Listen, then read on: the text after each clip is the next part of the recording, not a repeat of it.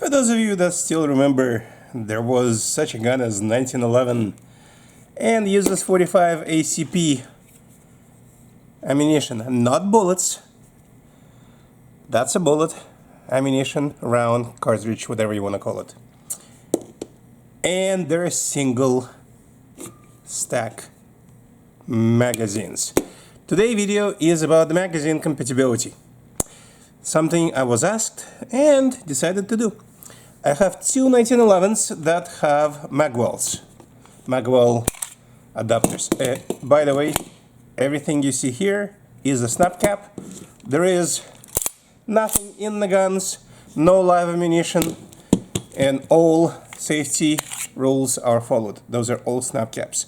I actually don't have any live ammunition in the caliber of the guns I actually record anywhere near, unless I'm on the range in the safe area. And by the way, for the YouTube, I'm actually a certified RSO on NRA certification. Pending NRA instructor, but I need to go to that course. Anyway, now that is out of the way, both of the guns are empty and unloaded and clear, which you just saw. I have a Wilson Combat magwell on my Springfield 1911 loaded, and my SIG TAC Ops 1911 has the factory magwell. They are different. As you just noticed, the 10 round magazines from Wilson, which is my 10 round type that I use the most, or honestly the only one that survived so far, work just fine. They have no issues in the magwells. Don't even need to test them. Nothing to deal with. The regular Wilson Combat magazines, those are the less expensive kind, also works well, but we can actually check. See, it clicks, it stays, it drops. And by the way, that is a snap cap. Of course, everything is snap caps in the SIG. Then let's check. I'm just gonna make it easier. Let's check in the Springfield. Loads, the magazine stays in, it drops free.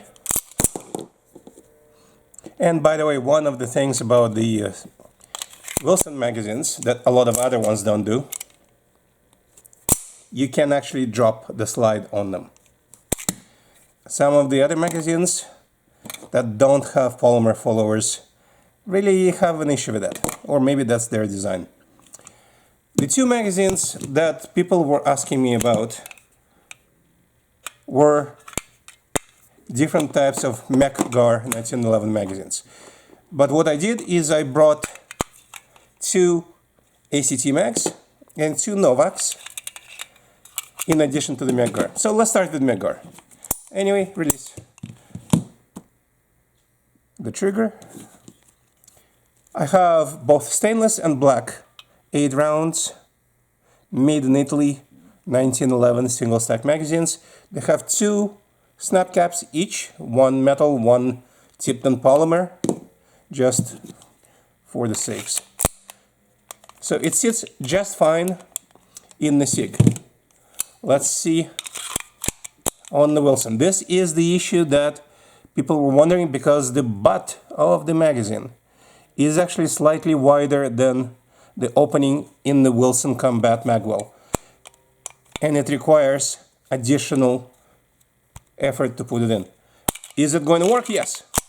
But you have to put it in this way versus instant click with the Wilson own magazine, where you can see the butt plate, if I can show it on the video, is actually narrow enough.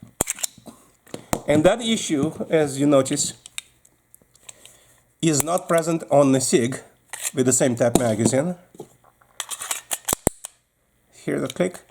It went in. I didn't put much effort into it because the magwell opening is bigger.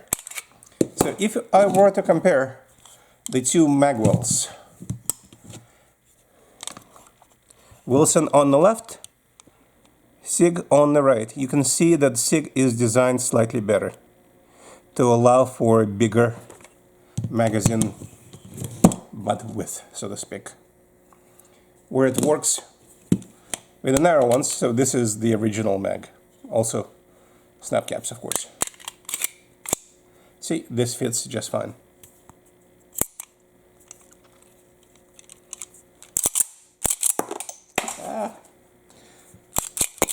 I'm gonna have to search for those. Again, original magazine, not an issue. It is narrow. Any magazine that has a wider magazine bottom is going to have a little bit of an issue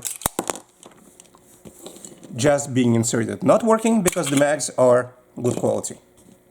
However, the Wilson Magwell does have slightly more restriction than the factory one from SIG. So the answer to the question, do these mags work? Yes. Are they perfect for the Wilson Magwell? No, they are not, unfortunately. So you have to apply slightly more effort to click it in. And once you do, everything works just fine. That's the end of this video.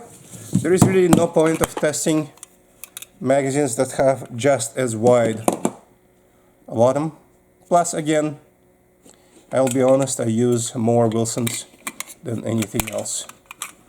So this is sample of my probably 10 or 20 Wilson magazines that I actually use the most. Most of the other magazines were either purchased for video or came with one of these pistols. And I have a number of 1911s. So that's life.